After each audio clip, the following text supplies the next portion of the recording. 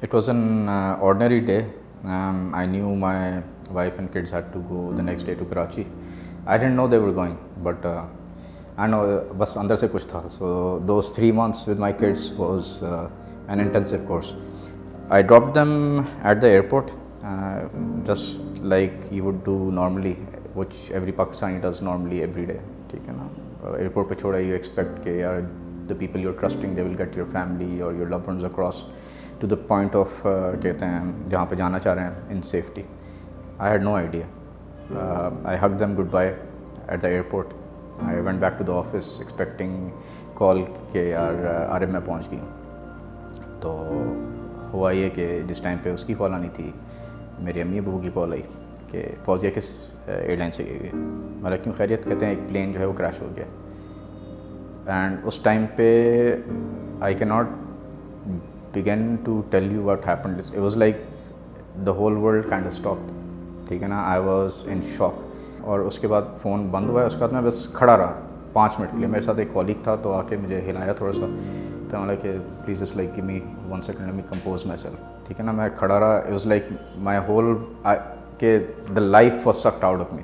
लेकिन उस टाइम पे I think I had accepted कि देयर आर नो मोर. मैं मम डैड को ये कह रहा था कि देखें ये जो न्यूज़ और में दिखा रहे हैं कि पॉपुलेटेड एरिया में गिरा है, ये पाकिस्तान है और ये पॉपुलेटेड एरिया में गिरा है. और मैं गया सीधा अपने ब्रदर इन लॉ के साथ मॉर्ग्स के अंदर. अब मॉर्ग्स के अंदर द थिंग इज़ कि इनकी आई थिंक पहले दिन सही काम नहीं कर रहा था. And bodies were just thrown there because it's not built कि ना इतने सारे बॉडीज़ और एक साथ इकट्ठा कोई हैंडल कर सकें. ठीक है ना, कोई नीचे पड़ा हुआ है, उधर पड़ा हुआ है, इधर पड़ा हुआ है. ठीक है ना, बेरहुमती हुई हुई है फुल. और फैमिलीज़ को कहा जा रहा है कि ये देखो ये तस्वीरें, डेड बॉडीज़ की तस्वीरें, इसमें किसी को पहचान रहे हैं आप. ठीक है, उसका जब उसमें से नींद पता चल रहा तो हम लोग अंदर जाके एक एक बॉडी चेक किए. ना imagine knowing it's your wife and kids over there and you looking at each and every body. I identified my wife through a ring that I given her one night before. Her feet, ठीक है ना, her face. But that's not something that I would have wanted to see, but I was pushed to.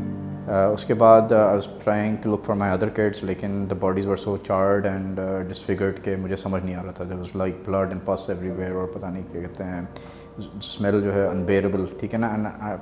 फिर एक ईदी वाला आया, कहता है अपने ज़रा बच्चों की तस्वीरें और दिखाएं, हो सकता है मैं कोई आपकी हेल्प कर दूँ. 10 बच्चों की तस्वीरें दिखाएं. कहते नहीं ये जो बड़ी बेटी है ना आपकी, मुझे लगता है कि मैं इसके कपड़े वगैरह कहीं देखा, मैं दिखाता हूँ. जाके दिखाया तो वो मेरी बेबी जो है ना वो इस तरह हुई थी, यूँ करके ना, यूँ हुई थी. और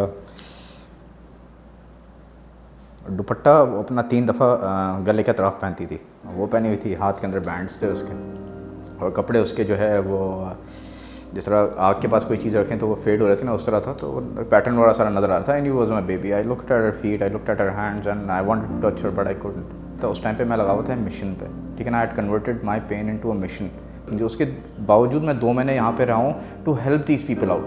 आई did not want them to go through the same trauma I was going in, and that help me deal with my trauma by helping those people out. तो we created a separate system.